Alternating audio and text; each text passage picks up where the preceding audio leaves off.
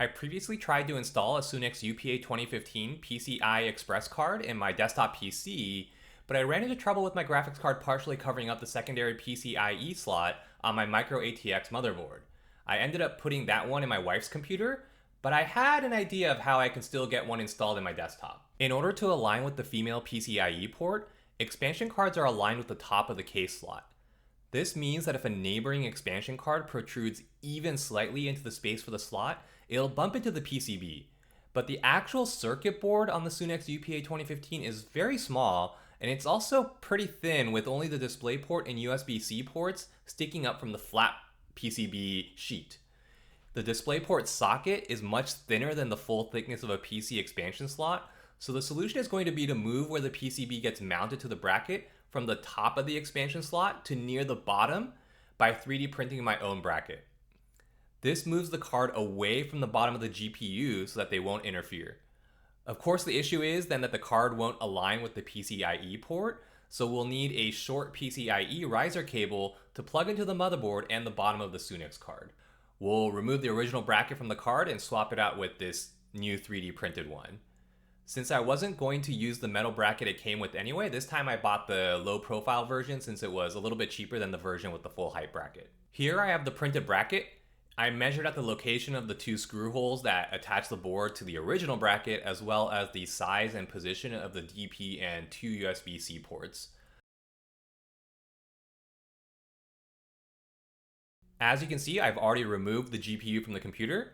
We can see that with the strain relief of the riser cable on the male side of the cable, the bottom of the cable sticks out beyond the bottom of the graphics card, so there isn't going to be clearance to plug in the riser and the graphics card at the same time. After removing the strain relief from that side of the cable, it looks like it should be able to barely fit below the video card. Now we'll go ahead and install the new expansion card. First, I'll insert the riser cable into the motherboard's secondary PCI-Express slot. Then I'll connect the UPA2015 to the riser cable and install the card to the case.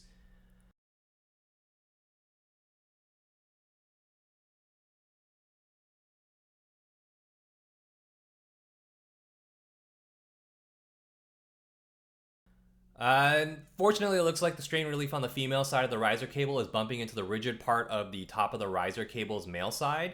So we're going to go ahead and remove that side of the strain relief also and try again.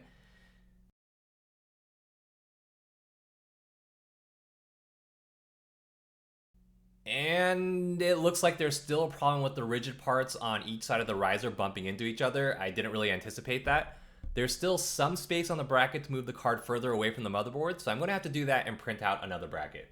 Here's the new bracket along with the old one. As you can see, I've moved the holes and the tabs for the screws as far to the edge of the bracket as possible, so that'll be as far away from the motherboard as well. That's going to hopefully give me enough space to get both ends of the riser cable in without the rigid parts on those male and female ends bumping into each other. With the new bracket ready, we're going to go ahead and install this again. So I'll need to remove the GPU first to get access to that PCI-Express port to plug in the riser cable. I can then plug in the card to the other end of the riser, and after a little bit of finagling, everything fits perfectly with the card.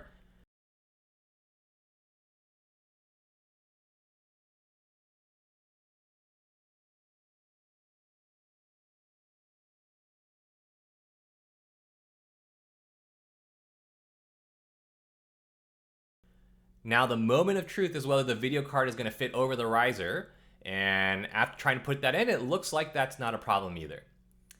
So with that, after connecting everything up and closing up the case, that's the end of my little adventures with the Sunix UPA2015.